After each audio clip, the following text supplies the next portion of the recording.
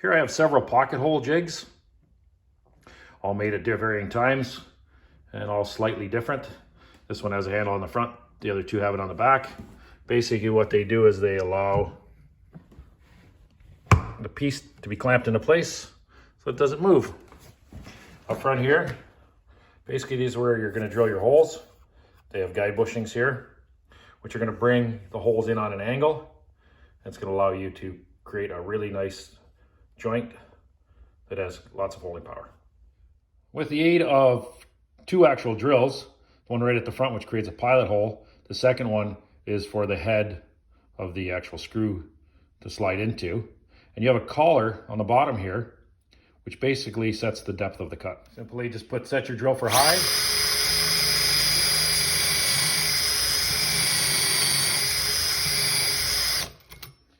And there you go. As I bring it up and down, I help to clear the chips so it doesn't overheat. Now I can pull it out of the clamps, or I can drill more holes. If I drill a second one,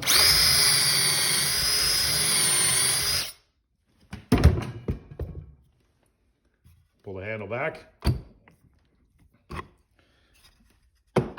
empty it out, and there's what we have, two pocket holes. Here I have some of the panhead screws that are used with the pocket hole jigs. As you can tell, they're all Robertson screw head on them.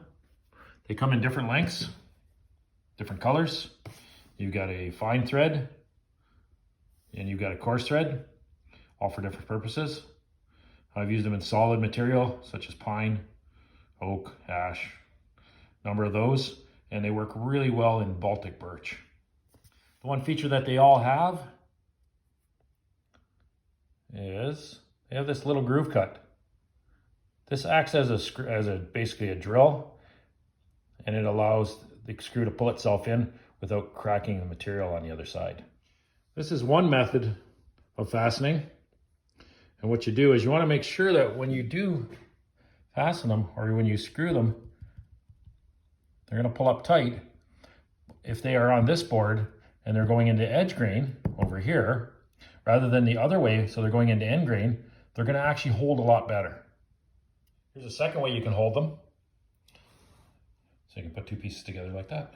Here's another variation of it, up along the one edge, up against the face. You can also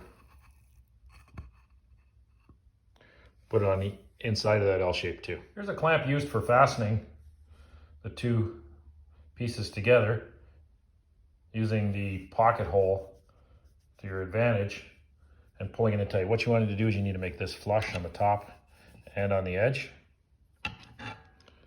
You snap them together, it holds it in place. As you can see, there's a hole with a pilot hole down on the bottom there. You slide the screw in, it should fall into that hole. With the clamp secured to the bench, I can insert my drill driver. You notice there's a very long bit on here. If you have a short bit, it's going to throw it off and it's not going to go and follow the path it should. What you want to do is you want to make sure you don't pull it out of the hole like that. You want to make sure that you keep it so that it follows that hole exactly. And you just drill it forward.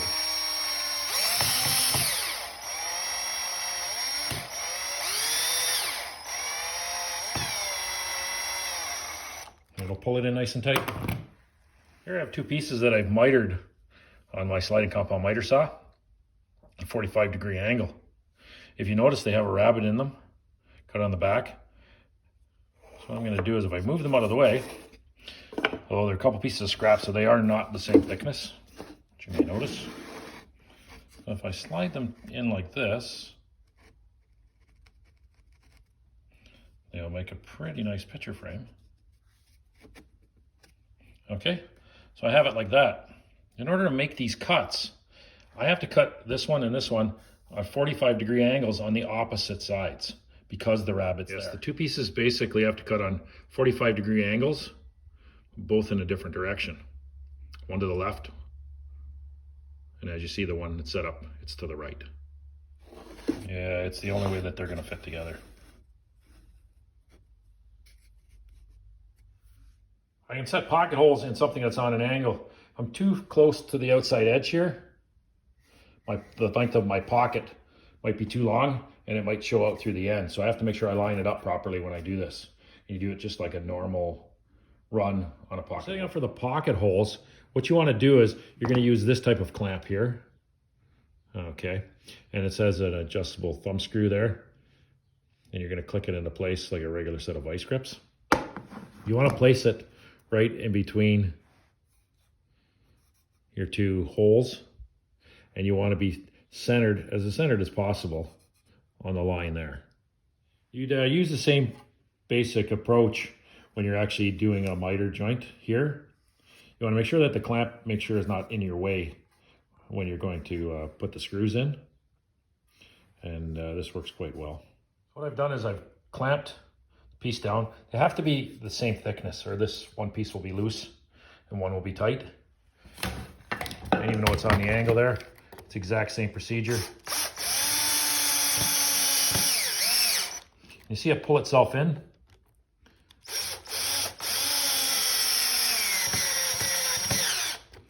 And it pulls it in nice and tight. Unfortunately, one of these pieces was twisted, so there is a bit of a lip here. That's what happens when you don't use and make flat material. Here I have a bunch of Baltic birch that I've put together. As you can tell, plenty of pocket screws. This is basically set up so I can use my router to make some mortises.